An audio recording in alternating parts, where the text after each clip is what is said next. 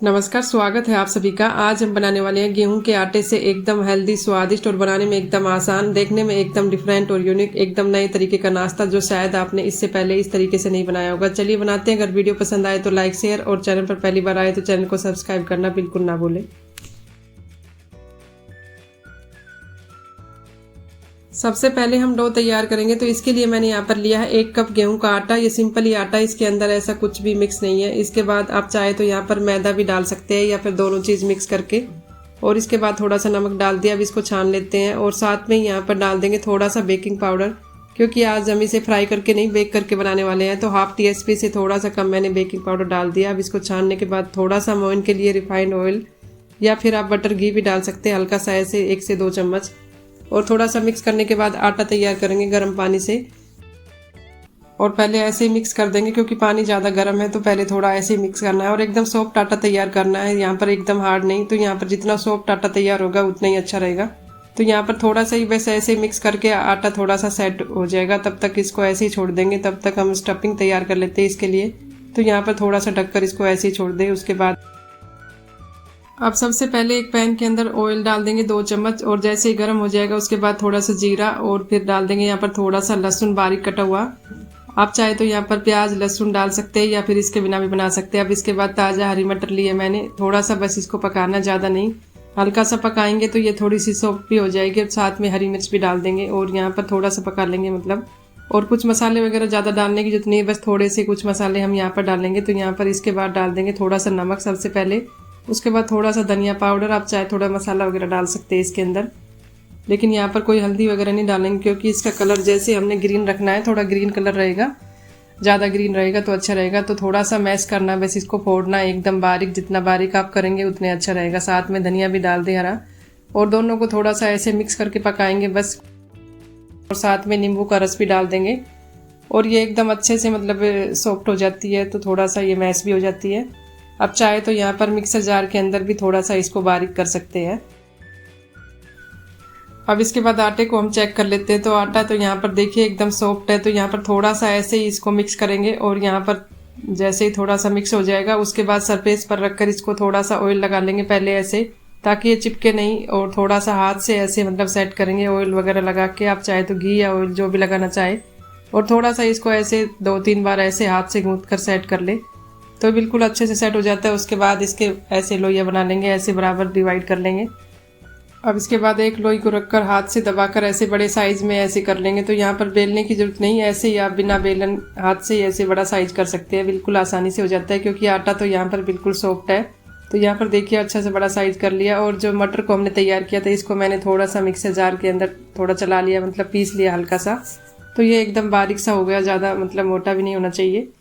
तो दबाकर स्टफिंग अच्छे से कर देंगे इसके ऊपर खूब सारी। अब इसके बाद इसको एक साइड से रोल करना शुरू करेंगे, हल्का सा किनारे की तरफ से दबाकर ऐसे टाइट सा रोल करेंगे। तो यहाँ पर ये बिल्कुल अच्छे से मतलब सेट भी हो जाता है ऐसे। जितना टाइट रोल करेंगे उतना ही अच्छी लेयर बनती है इसके अंदर। तो यहाँ पर थोड़ा सा ऐसे रोल करके पूरे को सेट कर ले। अगर आपको लग रहा है कि यहाँ पर चिपक रहा है तो थोड़ा सा सूखा आटा या मैदा भी लगा सकते हैं। और यहाँ पर मैंने लिया है थोड़ा सा आटा, ऐसे लगाएंगे तो ये चिपकेगा नहीं, हल्के से अच्छे से रोल भी हो जाएगा। तो थोड़ा सा साइज भी बढ़ाना है इसका ऐसे रोल करके, तो यहाँ पर थोड़ा सेट भी हो जाएगा। तो हल्का सा साइज बड़ा करने के बाद ऐसे थोड़ा सा फ्लैट करेंगे, ऊपर से दबाकर ऐसे सेट करेंगे, क्योंकि यहाँ पर इसको हमें बीच से कट करना है ऐसे, बिल्कुल अच्छे से बीच से कट हो जाएगा। तो बिल्कुल अच्छी सी लेयर इसके अंदर दिखाई देगी आपको। और यहाँ पर देखिए इसको हमने ऐसे कट कर लिया। अब इसके बाद इसको थोड़ा सा ऐसे साइड चेंज करेंगे, इसको पलटेंगे एक साइड में ऐसे ऊपर की तरफ करेंगे, और हल्का सा हाथ से दबाकर सेट करेंगे। और इसके बाद यहाँ पर थोड़ा सा एक किनारे की तरफ थोड़ा सा दोनों किनारे एक दूसरे से ऐसे चिपका देंगे। अब इसके बाद एक को उठाएंगे, ऐसे दबाकर थोड़ा सा सेट करेंगे, इसके नीचे से इसको रखेंगे और इसके ऊपर इसको थोड़ा सा दबाकर इस तरीके से एक दूसरे के ऊपर ऐसे सेट कर देंगे। तो ये एक अच्छा सा मतलब डिजाइन बनकर तैयार हो जाता है, और ये बिल्कुल अच्छे से मतलब सेट हो जाता है। और किनारे की तरफ दबाकर ऐसे थोड़ा सा सेट कर दे। तो यहाँ पर हल्का सा ऐसे सेट करने के बाद इसको हम ऐसे मतलब फोल्ड करेंगे। तो यहाँ पर एक राउंड में शेप तैयार करेंगे, थोड़ा सा ऐसे घुमाकर इसके ऊपर ऐसे सेट करेंगे।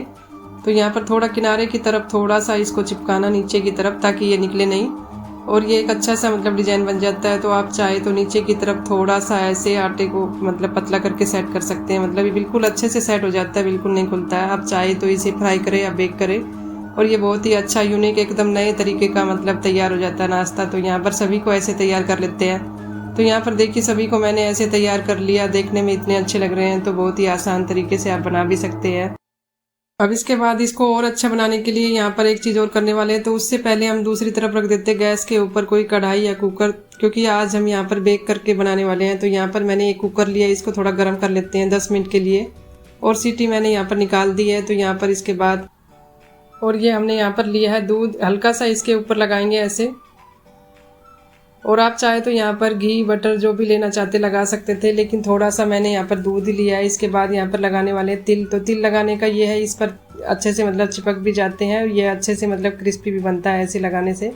तो सभी के ऊपर ऐसे लगा देंगे पहले, और इससे काफ़ी यूनिक और एक अच्छा सा देखने में भी अच्छा लगता है, क्रिस्पी भी बनता है इस तरीके से अगर आप बनाएंगे तो यहाँ पर सभी के ऊपर आप चाहे तो सफ़ेद तिल या काले तिल जो भी लगाना चाहे लगा सकते हैं। हल्का सा ऐसे दबाकर सेट करेंगे तो ये अच्छे से मतलब चिपक जाएंगे।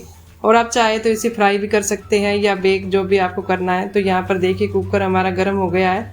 अब इसके अंदर हम एक साइड में ऐसे मतलब थोड़ा सा पानी लगा देंगे अच्छे से, मतलब ताकि ये चिपक जाए नीचे हम जब इसके अंदर रखेंगे तो यहाँ पर पानी लगाने का ये है, ये अच्छे से मतलब इसके ऊपर चिपक जाते हैं ऐसे। तो यहाँ पर सभी को हम ऐसे मतलब इसके अंदर सेट कर देंगे, थोड़ी थोड़ी जगह छोड़कर ऐसे मतलब सेट करेंगे। आप चाहे तो नीचे की तरफ भी मतलब रख सकते हैं। तो यहाँ पर एक को मैं यहाँ नीचे की तरफ मतलब सेट करने के लिए रख दूँगी। तो यहाँ पर बिल्कुल आसान सा तरीका है, इस तरीके से आप ज़रूर ट्राई करना, आपको बहुत ज़्यादा पसंद आने वाला है। और इसको हम ऐसे बेक करेंगे, ढक देंगे। और सीटी देखिए मैंने इसकी निकाल रखी है। तो यहाँ पर 10 से 15 मिनट के बाद मैं आपको दिखाती हूँ।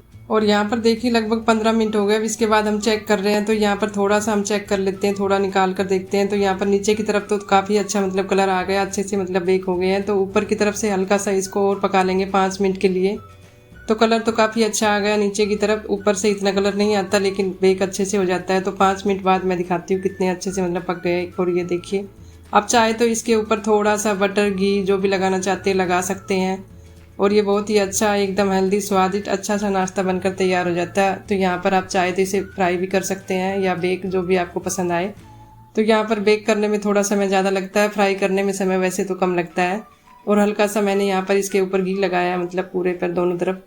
तो यहाँ पर एकदम गर्म है, देखिए हमने इसको निकाल लिया। अब मैं और यहाँ पर हल्का सा ठंडा होने के बाद मैं तोड़कर दिखा देती हूँ कैसा बना है। तो यहाँ पर बेक तो अच्छे से हो जाता है, लेकिन हल्का सा सॉफ्ट बनता है, ऐसा नहीं है कि एकदम क्रिस्पी बनेगा। तो फ्राई करते हैं तो ज़्यादा क्रिस्पी बनता है, बेक करते हैं तो हल्का सा मतलब सॉफ्ट रहता है। और काफ़ी अच्छे से देखिए पक चुका है। तो आप ट्राई करना और अपना फीडबैक ज़रूर देना। और जल्द मिलते हैं नई वीडियो के साथ। Thank you for watching.